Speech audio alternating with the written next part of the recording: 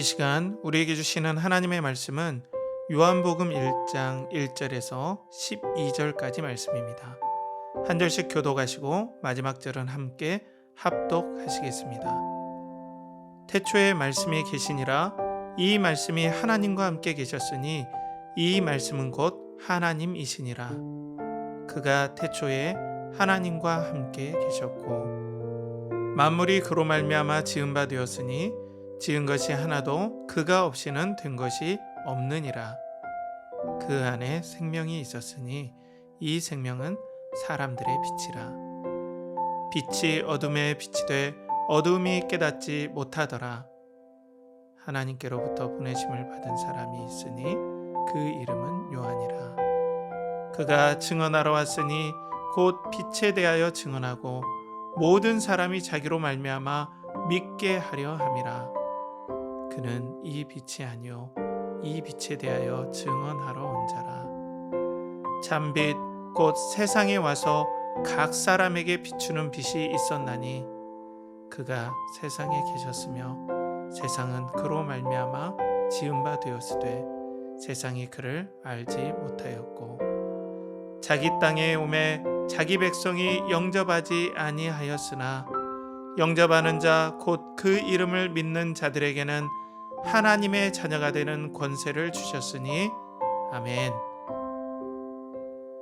이 시간 요한복음 강해에 영접했다는 착각이라는 제목으로 하나님 말씀 선포할 때에 많은 은혜 받으시기 바랍니다.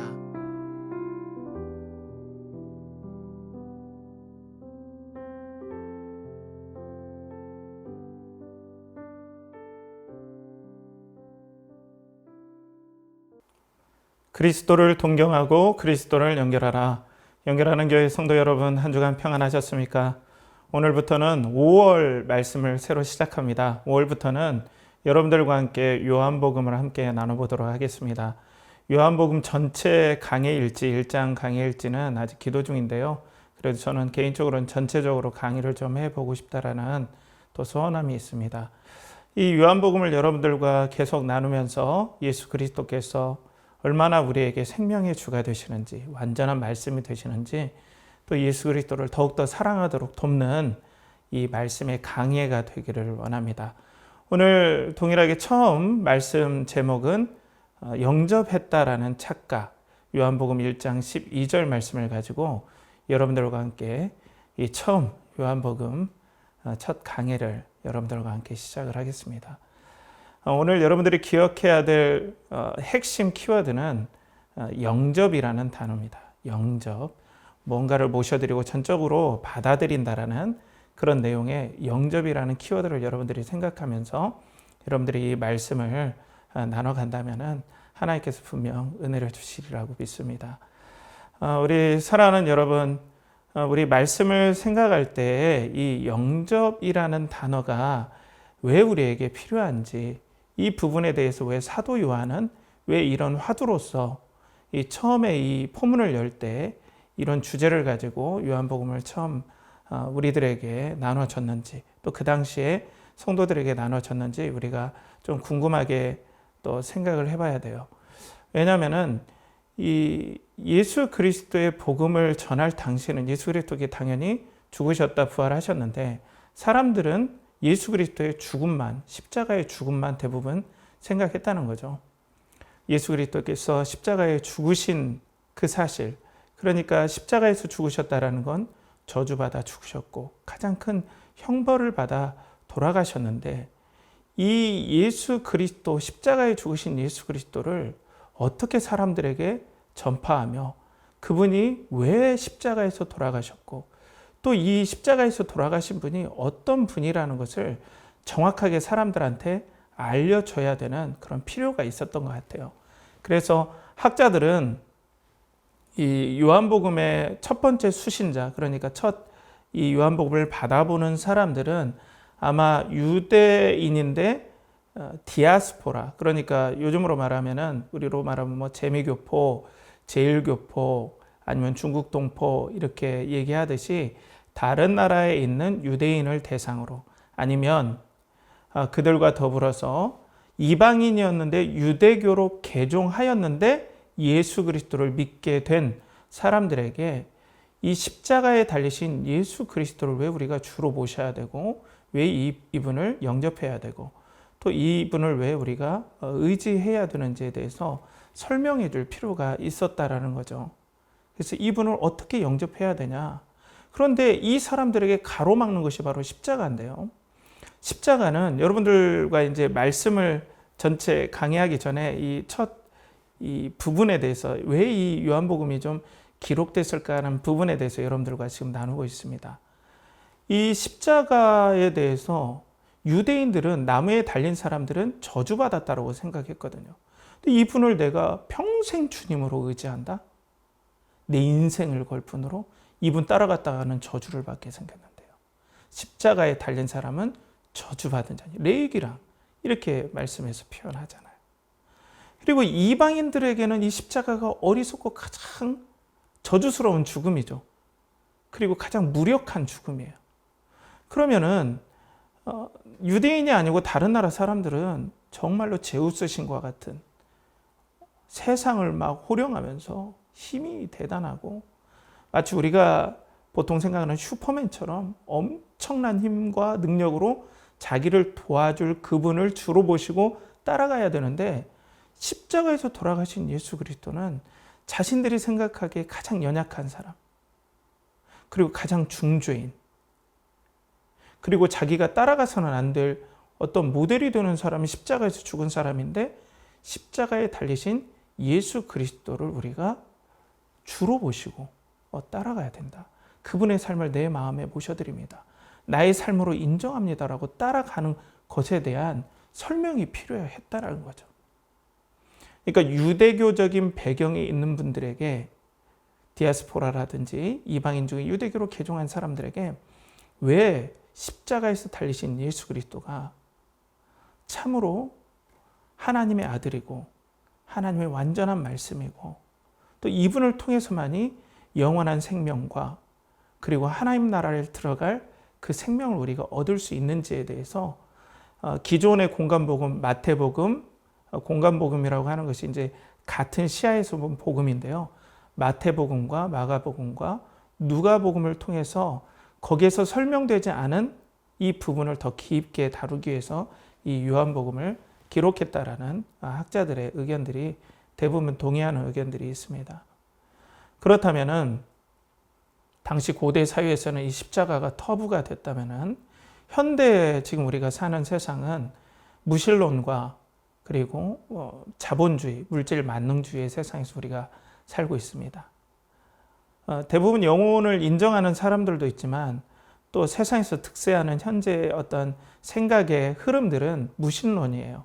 세상은 어떤 큰 힘과 또 보이지 않는 물리적인 힘에 의해서 돌아가는 거지, 하나님이라는 초월적인 분, 그리고 보이지 않는 영적 세계는 사실 없는 거다라는 그런 생각들이 점차 대세를 이루는 시대에 살아가고 있어요. 또 다른 하나는, 우리가 진짜 이 땅에서 기댈 대상은 돈이다. 돈 아니고서는 어떻게 사냐. 그 말도 어느 정도 맞지만은, 돈이 우리의 삶을 책임져주고 돈이 없으면 비참한 인생이다. 이런 두 가지 시대에서 우리가 현대를 산다고 생각해요.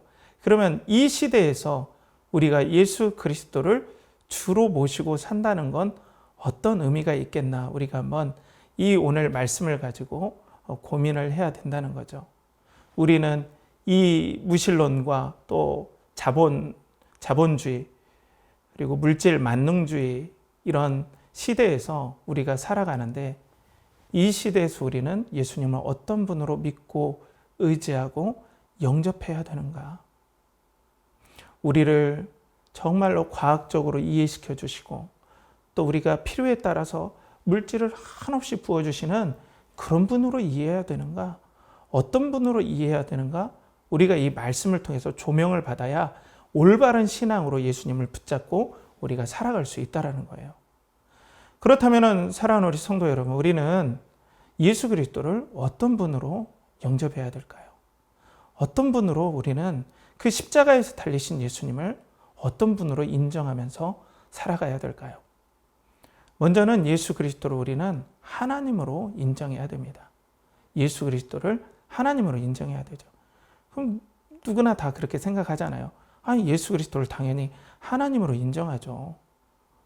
하나님으로 인정하기 때문에 내가 예수 그리스도를 믿는 것 아니에요?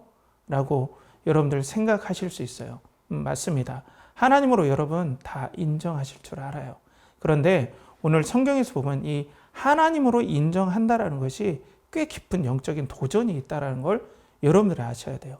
그런 분으로 영접했는지, 아니면 내가 생각하는 하나님, 내 마음속에 존재하는 어떤 내가 그린, 내가 만들어낸 하나님으로 믿고 있는지 우리가 한번 말씀으로 한번 고민하고 또 하나님의 말씀을 듣는 시간이 되었으면 좋겠습니다.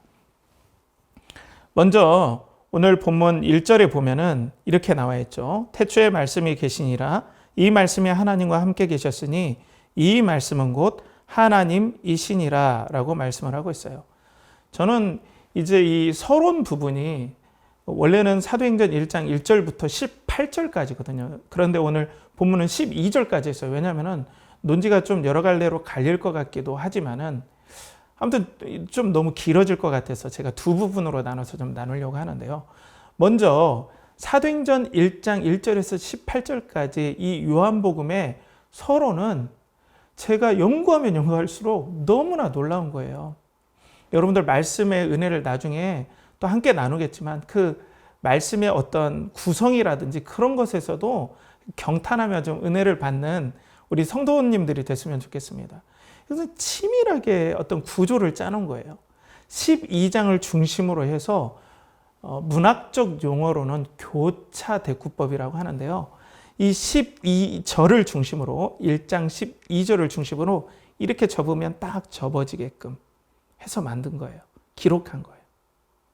그러니까 치밀하게 사도 요한이 기도하고 정성스럽게 이 성경 말씀의 구조를 아주 치밀하게 생각하면서 성령의 감동을 받아 기록한 것이죠. 근데 우리는 그 앞부분, 교차 대구법에 이렇게 접는 전반부에서 오늘 나눌 겁니다. 그런데 이 말씀 선포, 태초에 말씀이 계시니라, 이 말씀이 하나님과 함께 계셨으니, 이 말씀 한 선포에 벌써 세상 말로 일거양득, 그리고 뭐 그렇게죠. 일거양득이라고 하는데요. 제가 이렇게 딱 생각이 안 나서. 자, 여러분, 오늘 보면은 태초에 하면 여러분 뭐가 생각납니까? 우리 예수 그리스도를 믿고 성경을 아는 사람들이라면 창세기가 생각나잖아요. 태초에 하나님이 천지를 창조하시니라. 그러니까 이 본문을 읽을 때 유대인 배경을 가진 사람들이 눈이 턱 뜨이는 거예요. 태초에? 이 보니까, 그러면은 이거 창세기를 말하는 거 아닌가? 그리고 하나님이 세상을 창조하신 부분인데? 라고 딱 이렇게 눈이 떠질 거란 말이에요. 그죠? 그런데 이 헬라에 보면은 태초에 말씀이 계시니라 라고 오늘 본문에 이렇게 나와 있잖아요. 이 말씀이 로고스예요. 로고스. 근데 이 로고스라는 건 당시 헬라 문화권, 그리스 문화권에서는 세상을 생기게 하고 세상을 움직이는 비인격적인, 그러니까 어떤 예매한 힘이에요. 우리가 스타워즈에서 보면 포스라고 하죠. 그런 거와 같이 이 로고스라는 것은 헬라로 말하면 세상을 있게 하고 그리고 세상을 움직이는 보이지 않는 비인격적인 힘이에요. 그런데 이런 것은 오직 이성으로서만 파악할 수 있다라고 생각했어요. 그러니까 좀 배우고 아는 사람만이 사람 굿이라며 살 수 있다라고 당시에는 그렇게 생각을 했던 거죠. 이 로고스를 파악할 수 있다. 그렇기 때문에 이 말씀, 태초에 말씀이 계시니라. 이 말씀을 딱 보면 사람들이 유대적인 배경 있는 사람은 창세기가 생각나면서 태초에 이 말씀이라는 건 로고스가 딱 생각나면서 헬라 문화권에 있는 사람들이 눈이 탁 뜨여지는 거예요. 그러니까 일거양득인 거예요. 한 말씀에 두 가지를 딱 잡으면서 주의를 확 환기시키는 거예요. 주의를 딱 주목! 이렇게 얘기를 하는 거예요. 자, 보십시오. 태초에 말씀이 있습니다. 라고 하면서 로고스인데 헬라에서 말하는 그냥 로고스가 아니라 이 헬라어로 호로고스예요. 이것이 뭐냐면은 그 말씀이에요. 그러니까 기존에 우리가 생각했던 로고스가 아니라 그 말씀 대신 로고스다라고 얘기를 하고 있어요. 그래서 이 말씀이 하나님과 함께 계셨으니 이 말씀은 곧 하나님이시니라 라고 말씀을 하고 있죠. 이 말씀이 하나님과 함께 계셨다. 그런데 이 말씀이 하나님과 함께 계셨다라고 할 때는 성부 하나님을 얘기를 해요. 그리고 이 말씀은 곧 하나님이시니라 라고 할 때는 이 말씀은 바로 하나님의 본질을 가지신 성자이시다. 제2위격 성자다라고 얘기를 하고 있다라는 거죠. 그러니까 오늘 이 말씀에 우리가 예수 그리스도에 대해서 소개해 주는데 예수 그리스도는 로고스 되시고 그리고 진정으로 이 땅을 창조하신 창조주 되시고 하나님 되신다라는 것을 오늘 선포하고 있다는 거예요. 그리고 2절에 3절 보면 이걸 조금 더 구체적으로 얘기를 하는데요. 그가 태초에 하나님과 함께 계셨고 만물이 그로 말미암아 지은 바 되었으니 지은 것이 하나도 그가 없이는 된 것이 없느니라 라고 말씀하고 있습니다. 그러니까 태초에 그가 하나님과 함께 계셨고 만물이 그로 말미암아 지은 바 되었다 라고 말씀하고 있습니다. 그러니까 우리가 알고 있는 예수님은 로고스와 같이 말씀처럼 하나님으로서 그리고 성부 하나님과 같이 계셨고 이 말씀을 통해서 하나님께서는 세상을 헬라 사람들은 비인격적인 어떤 힘이 로고스가 세상을 창조했다라고 하는데 성경은 그것이 아니라 성자 그리스도께서 말씀이 되어서 하나님의 모든 뜻을 드러내시는 말씀이 되어서 세상을 창조하시는 하나님이시다. 성자이시다라고 얘기를 하고 있어요. 유대인들이 보기에 우리들이 보기에도 그런데 태초에 하나님이 천지를 창조하시니라 하나님께서 가라사대 빛이 있으라 라고 하잖아요.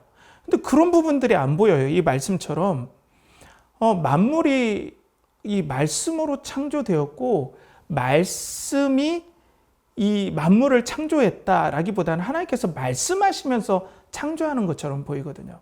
그런데 이 아람어로 된 이 성경을 의역한 번역본에는 이걸 탈굼이라고 하는데요. 이렇게 나와 있어요. 하나님께서 멜라, 이 말씀을 통해 인간을 창조하셨다. 주의 멜라가 그 자신의 형상으로 인간을 창조했다. 라고 이렇게 이 의역본에는 이렇게 나와요. 그러니까 당시에 히브리 사람들이 또 구약에 있는 사람들이 하나님께서 가라사대 빛이 있으라 이렇게 얘기를 한 것 같지만 그 안에는 하나님께서 주의 멜라 그리고 하나님 되신 말씀을 통하여서 천지를 창조했다라고 이해하고 있었다는 거죠. 그러니까 이 본문을 통하여서 유대계 배경을 가진 디아스포라 유대인과 그리고 이방인이었는데 유대교로 개종한 사람들에게 헬라적인 것과 유대적인 것들을 다 사용하면서 지금 사도 요한이 접근을 하고 있다는 거예요. 근데 무엇입니까? 이 말씀 되신 호로고스, 이 말씀 되신 분이 하나님이시고 이 말씀으로 하나님께서는 이 말씀이 세상을 창조하셨다. 이건 뭐냐면 우리가 아는 성자 예수 그리스도는 참 하나님이시고 또 참 말씀 되신다라는 거죠. 그러니까 십자가에 달리신 예수 그리스도는 진짜 이 땅에서 그냥 사람으로서 돌아가신 것이 아니라 그 근본은 성자이시고 하나님이시고 세상을 창조한 로고스의 말씀인데 하나님이신 말씀이다 라고 위대하게 지금 선포를 하고 있다는 거예요. 자, 그러면은 여기에서 이 사도 요한이 우리에게 주는 하나의 메시지가 있어요. 그러면 우리는 과연 이 그리스도를 어떤 분으로 믿고 있는가라는 거죠. 여러분들은 그리스도를 하나님으로 믿고 계시죠? 그죠? 하나님이 만물을 창조하셨습니다. 이 로고스 대신 하나님께서 만물을 창조하셨습니다. 그럼 주인이 누굽니까? 이 주인은 바로 예수 그리스도시죠. 물론 하나님이시지만은 성삼위 하나님께서 바로 주인 되시죠. 그런데 똑같은 신성의 본질을 가지신 이 성자께서 세상을 창조한 하나님이시다. 오늘 얘기하고 있어요. 그것은 세상을 창조하신 예수 그리스도께서 우리의 주인 되신다라는 거죠. 자, 사랑하는 성도 여러분, 여러분들은 예수 그리스도를 하나님으로 믿죠. 그렇다면 그 안에는 어떤 고백이 있어야 됩니까? 예수 그리스도를 하나님으로 영접한다면, 그분을 하나님으로 인정한다면 우리는 철저하게 우리의 인생과 우리의 영혼과 우리의 모든 것이 바로 하나님의 소유입니다 라고 인정해야 된다는 거예요. 하나님의 소유입니다. 나는 하나님의 소유입니다.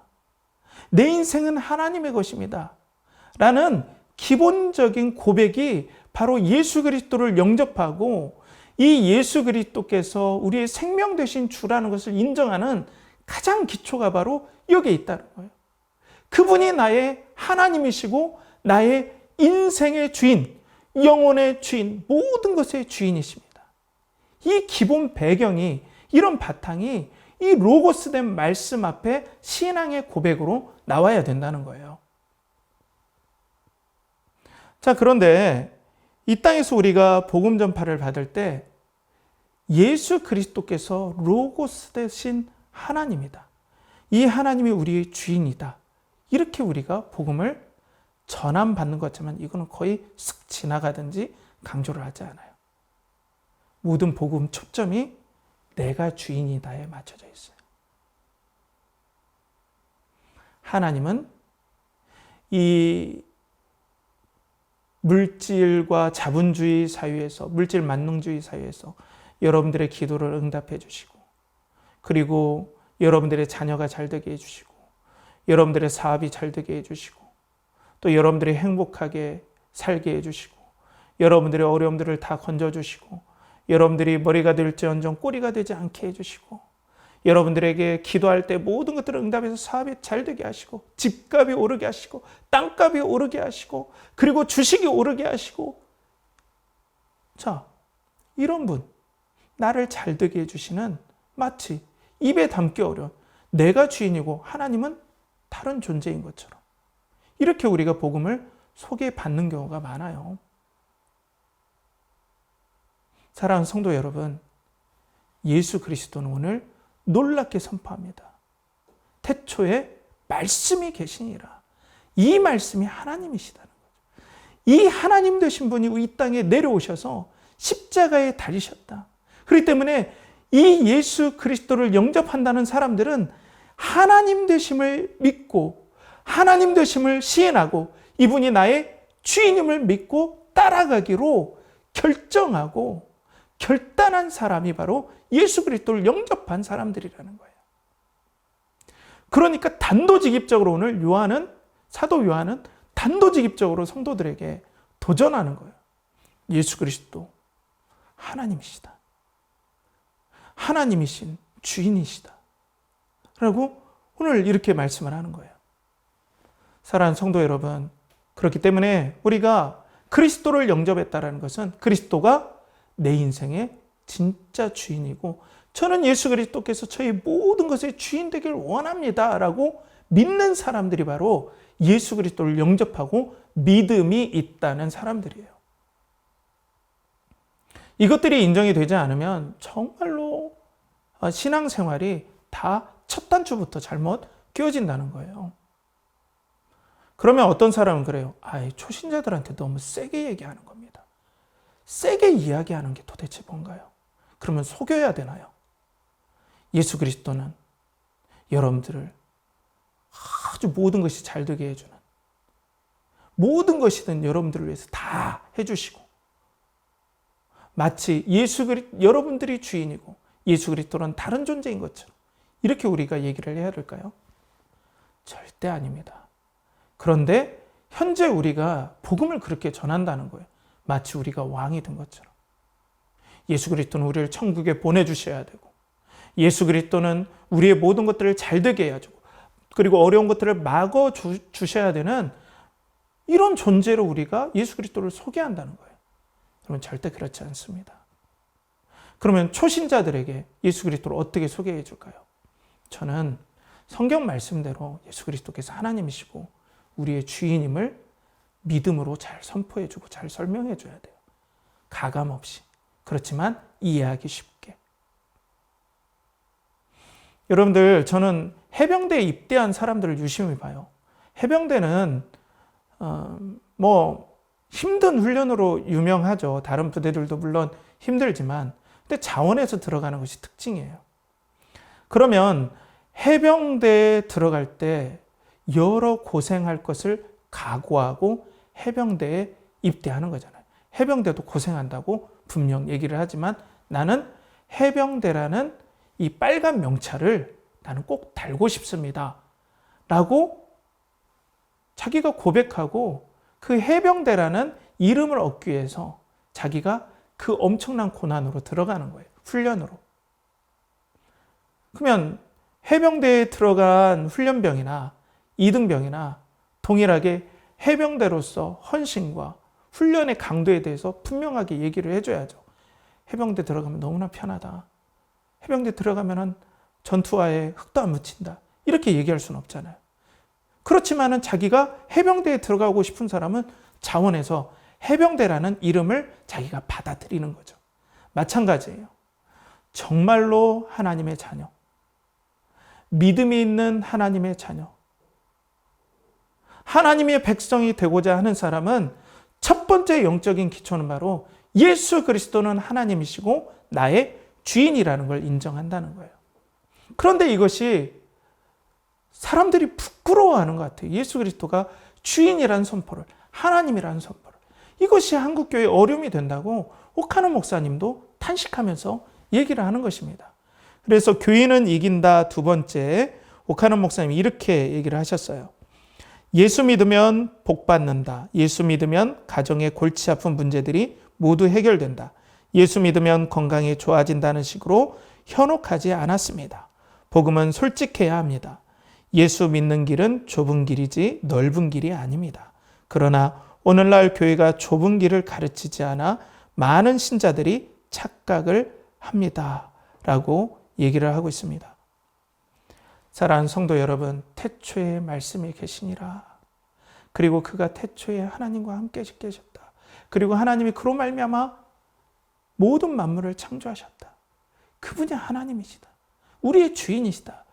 성경은 1절부터 담대하게 오늘 얘기하면서 예수 그리스도는 하나님이시고 주인 되심을 오늘 선포하고 있습니다. 사랑하는 성도 여러분, 여러분들은 어떻게 예수 그리스도를 믿고 영접하셨습니까? 예수 그리스도가 가자는 곳이면 어디든지 가고, 예수 그리스도께서 나를 이끄는 곳이면 어디든지 가고, 예수 그리스도께서 나를 인도하시는 곳이면 어디든지 가는 예수 그리스도께서 주인 되심을 믿고 따라가고자 예수 그리스도를 영접하셨습니까? 아니면 물질 만능주의에서 나에게 더욱더 많은 것들을 주시는 분, 막연하게 내가 생각하는 다른 우상들처럼 내가 빌 때 뭘 주시는 분, 그런 분으로 영접했습니까? 성경은 오늘 예수 그리스도는 하나님이시고 주인이라는 것을 우리에게 말씀하고 있습니다. 그리고 이 주인 되신 예수 그리스도께서 생명의 빛이다. 이 하나님 되신 이 예수 그리스도께서 생명의 빛이다라고 오늘 얘기를 하고 있어요. 오늘 본문 4절에 보면 그 안에 생명이 있었으니 이 생명은 사람들의 빛이라. 빛이 어두움에 비치되 어둠이 깨닫지 못하더라 라고 말씀하고 있죠. 이제 예수 그리스도께서 계속 창세기의 이런 부분들로 예수 그리스도를 사도 요한이 계속해서 소개하고 있어요. 그런데 오늘 그 안에 생명이 있었다. 그런데 이 생명은 사람들의 빛이다 라고 얘기하고 있죠. 자, 이 부분들을 조금 창세기와 연관해서 우리가 이해를 해야 돼요. 뭐냐면은 빛이 있으라 라고 한 다음에 그 다음부터 빛과 어둠이 나눠지고 또 광명체가 생기고 하면서 생명들이 나타나고 창조 일들이 시작이 되죠. 그러니까 이 생명을 준 첫 번째 선포가 빛이라는 거예요. 빛. 그렇기 때문에 이 빛에서 생명이 나왔다라는 거죠. 그래서 이 생명은 사람들의 빛이라. 이 빛에서 모든 생명의 원천이고 이 빛에서 모든 생명이 시작되었다. 이렇게 지금 바라보고 있는 거예요. 창세기와 지금 연관해서 잘 설명하고 있는 거예요. 그런데 빛이 어두움에 비쳤다. 그런데 예수 그리스도께서 이 빛과 같이 우리에게 생명을 주시고 또 이 빛과 같이 모든 것들을 창조하는 로고스 하나님이신데, 말씀이신 하나님이신데, 이 빛이 어두움에 비쳤는데 어두움이 깨닫지 못하더라. 자, 이게 무엇입니까? 예수 그리스도를 보는 순간 사람들이 다 엎드려서 주는 그리스도시요 살아계신 하나님의 아들입니다 하고 찬송을 드려야 되는데, 또 어떤 종교에서는 섬기는 그 대상이 태어나자마자 동서남북 모든 것들을 바라보면서 선포했던 것이 갓난아기가 태어나자마자 천상천하 유아독존이라고 얘기했던 이런 놀라운 어떤 기적과 같은, 세상에 하늘과 땅에 정말 나만이 존재한다, 이렇게 얘기하는 이런 저기가 아니라, 오늘 보면은 예수 그리스도께서 이 땅에 오셨는데 그런 놀라운 선포를 하면서 사람들에게 기적처럼 이렇게 보여지지 않고, 사람들에게 딱 나타났을 때 빛이 알아보질 못했다는 거예요. 자, 그건 뭐냐면은 사람들이 영적으로 심각하게 어두운 상태, 영적으로 무능한 상태, 무지한 상태라는 걸 오늘 성경이 드러내주고, 나중에 예수님께서 어떻게 돌아가실 건가에 대한 복선들을 지금 계속 깔아놔요. 그러니까 사도 요한이 이런 말씀 하나하나에 하나님께 기도하면서 깊은 의미들을 하나님께서 이렇게 말씀을 잘 배열하게 해 놓으셨다는 거예요. 그러니까 예수 그리스도를 보면은 생명의 빛으로 알아야 되는데 어두움이 깨닫지 못한다. 하나님인 줄 알지 못한다. 생명의 빛을 알아보지 못한다라고 인간의 비참함에 대해서 오늘 얘기를 하고 있어요. 그래서 우리 복음은, 이 성경은 예수 그리스도 앞에서 우리 모든 인간들은 이렇게 비참한 상황인 것을 지금 얘기를 하고 있다는 거예요. 영적으로 비참한 상황이라는 것을 성경은 우리에게 얘기하고 있어요. 하나님을 알아보지도 못하고, 오히려 죄를 좋아하고, 사탄이 제시한 것을 좋아하고, 자기가 하나님 되는 것을 좋아하는 영적으로 무직 가운데 있다. 그래서 우리는 하나님 앞에 망할 수밖에 없고, 영원히 죽을 수밖에 없고, 저주받을 수밖에 없고, 하나님과 원수된 것도 모르고, 왜 죽는지도 모르고 이 땅에서 살아가는 비참한 존재라는 걸 오늘 성경은 바로 우리에게 드러내 보인다는 거예요. 그런데 많은 교회들이 이 복음, 우리의 영적인 비참함을 성도들에게 직면해 주지, 아니 성도들이 아니라 교회에게 오는 사람들에게 이런 것들을 그대로 보여주기를 꺼려해요. 당신은 정말 죽을 수밖에 없는, 생명의 빛을 비추는데도 알아보지 못하는 무능한 죄인입니다. 물론 이걸 너무나 날것으로 당신 죄인이야, 그리고 당신 이것으로 인해서 죽었어, 막 이런 식으로가 아니라 정중하지만 진실되게 영적으로 비참한 상황들을 얘기를 해줘야 된다는 거예요. 물론 성경은 이 죄를 갚아야 될 빚의 개념으로 또 설명을 해요. 그런데 이 빚의 개념으로만 설명하면 이 죄, 포괄적인 죄의 이 끔찍함과 비참함을 다 해석하지 못해요. 한 부분이에요, 여러분. 성경은 이 죄를 갚아야 될 빚처럼도 생각하지만 이 죄로 인해서 우리는 비참한 죄인임을, 어둠으로 인해서 생명의 주를 알아보지 못하는 비참한 상황임을 성경은 오히려 더 폭넓게 보여주고 있어요. 그걸 잊지 말아야 돼요. 어떤 분은 제가 이 빚의 개념, 갚아야 될 빚의 개념만 얘기한다는데 그런 부분으로만 설명해서 마치 빚진 자고 하면서 이렇게 너무나 이렇게 당신은 그 정도로 비참하지 않아요, 좀 이렇게 빚을 갚고 하나님께 좀 빚진 자의 개념이에요 하면서 이걸 막 깎으려고 해요. 네, 여러분 진짜 이건 위험합니다. 하나님 앞에 빛이 어둠에 비치되 어둠이 알지 못한다라는 사실을 성도들이 아니라 교회에 오는 사람, 또 복음을 모르는 사람, 깨닫지 못하는 사람에게 직면하게 해줘야 된다는 겁니다. 그것이 교회의 의무고 복음의 의무예요. 사도 요한은 이것들을 절대로 등한시하지 않았음을 오늘 보여줘요. 그래서 오늘 세례 요한이 이 빛에 대해서 증언하는데 사람들의 이후의 반응들이 쭉쭉 나와요.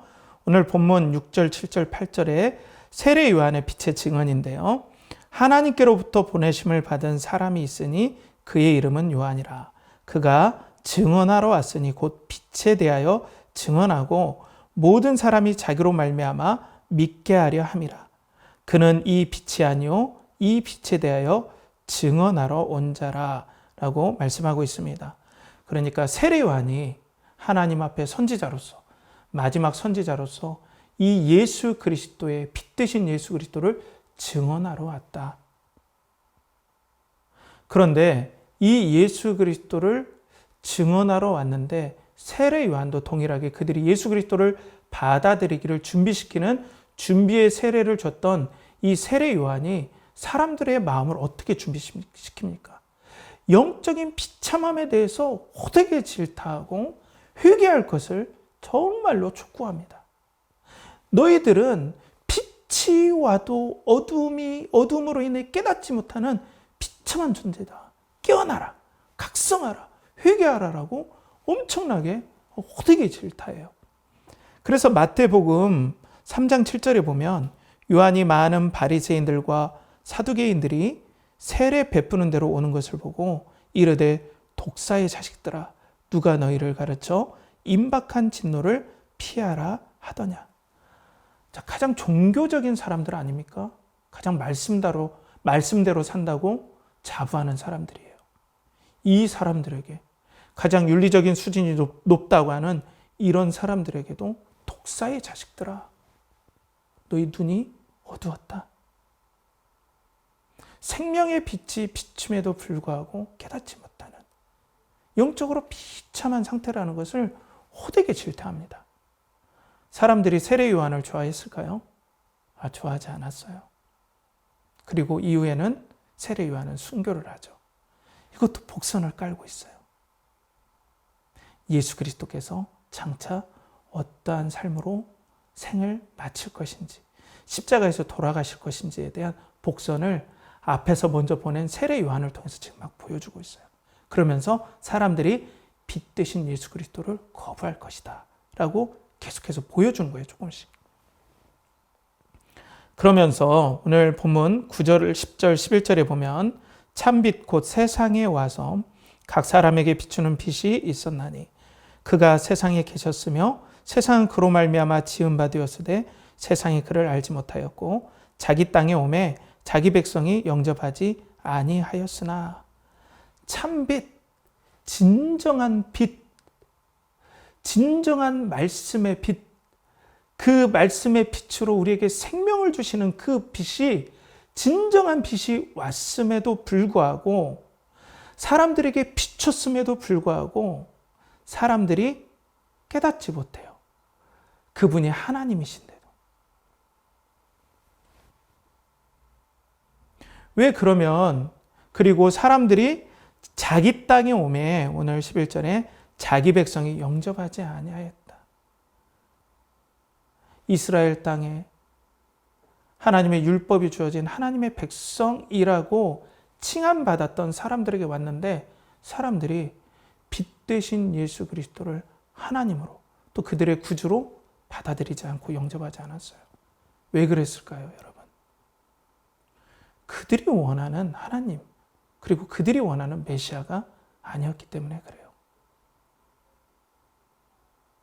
그들이 어둠으로 인하여서 그리스도를 알아보지 못한 단면들이 뭐냐면 그들이 원하는 메시아가 아니었기 때문에 예수 그리스도를 영접하지 않고 인정하지 않았어요. 그럼 예수님께서 어떤 분위기에 그 사람들이 인정하지 않았을까요? 그 예수 그리스도는 그들이 기댈 만한 분이 아니었어요. 겉보기에는. 딱 보니까 예수 그리스도는 갈릴리 출신이에요. 그리고 갈릴리에서도 더 떨어진 나사렛 출신이에요. 예루살렘 출신이 아니라는 거예요. 그러니까 종교적인 핵심 위치에 와 있지 않고 소위 말해서 엘리트층에 와 있는 분이 아니에요. 그리고 그의 직업은 목수였어요. 뭐 제사장도 아니고 그리고 바리새인도 아니고 사두개인도 아닌 그냥 목수였어요. 시골 청년이었어요. 이런 분에게 나의 인생을 맡기고 이런 분을 내가 주로 모신다? 할 수가 없죠. 생명의 주를 알지 못하는 거예요. 말씀이 선포되고 그로 인하여서 표적들이 일어남에도 불구하고 예수 그리스도는 자기들의 원한, 자기들의 욕심, 자기들의 필요를 채워줄 분이 아니라고 생각했기 때문에 영접하지 않고 인정하지 않았어요. 거부했어요. 나중에는 죽였어요. 그래서 십자가에 오늘 죽으신 거죠. 또 다른 이유로 우리를 구원하시기 위해서 돌아가셨지만. 사랑하는 성도 여러분, 여러분들은 예수 그리스도를 어떤 분으로 믿고 의지합니까? 여러분들의 마치 성공을 보장해 주시고 또 그분을 믿으면 내 인생에 뭔가 행복한 것들, 정말 형통한 것들이 오고 그분을 믿으면 모든 것들이 만사에 형통하고 그분을 믿으면 너무나 내가 그분으로 인하여서 어려움이 없고 고통이 없는 그런 분으로 여러분들 믿고 있지는 않습니까? 그런데 오늘 성경에선 예수 그리스도는 진정으로 십자가에서 죽으시고 그리고 좁은 길을 가시고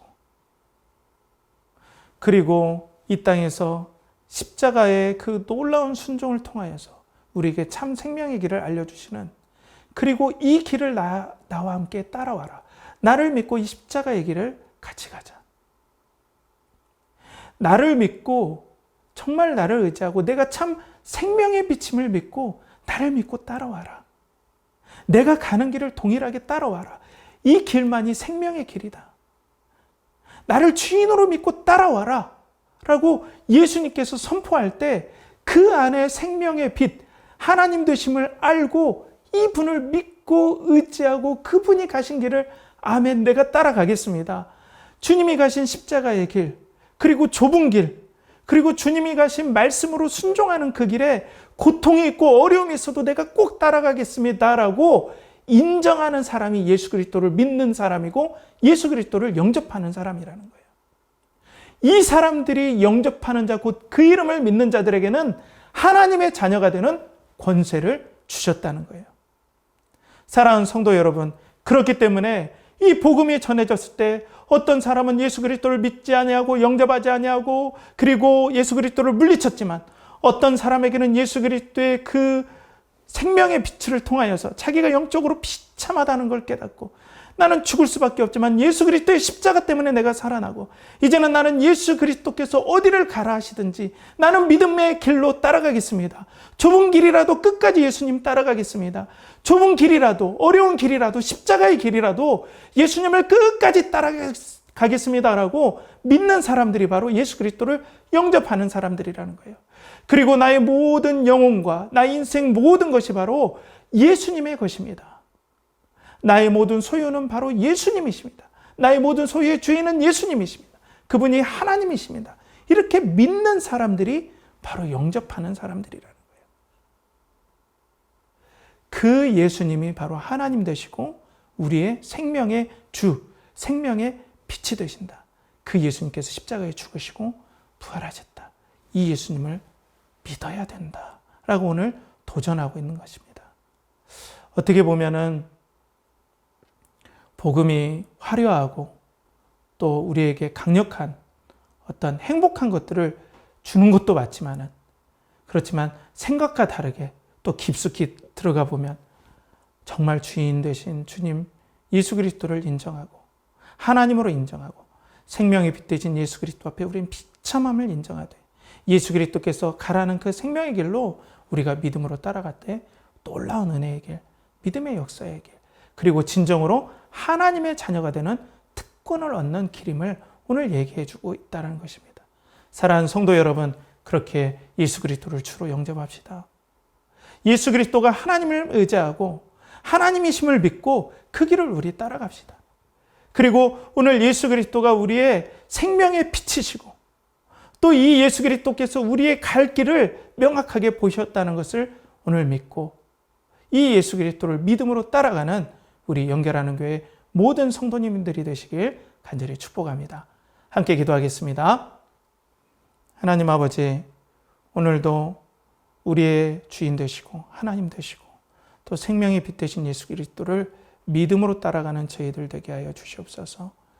오늘도 예수 그리스도께서 참 말씀 되시고 또 우리의 주인 되시고 또 우리의 삶의 모든 영적인 상황들을 밝혀주시는 분임을 믿고 오늘도 이 주님을 신뢰하며 따라가는 우리 연결하는 교회 성도들 되게 하여 주시고 그 예수님으로 인해서 참 생수를 마시고 믿음의 기쁨을 누리는 성도들 되게 하여 주시옵소서. 이를 간절히 바라옵고나며 이제는 우리 주 예수 그리스도의 은혜와 하나님의 극진하신 사랑과 성령의 내주 교통하심이 오늘도 주는 그리스도시요 그리고 주는 생명의 빛이시요 또 주는 하나님이심을 믿고 이 예수 그리스도를 따라가고자 하는 사랑하는 연결하는 교회 성도들의 영혼과 그리고 가정과 그리고 삶 가운데 그들의 모든 하는 일에 이제로부터 영원토록 함께 하시기를 간절히 축원하옵나이다. 아멘.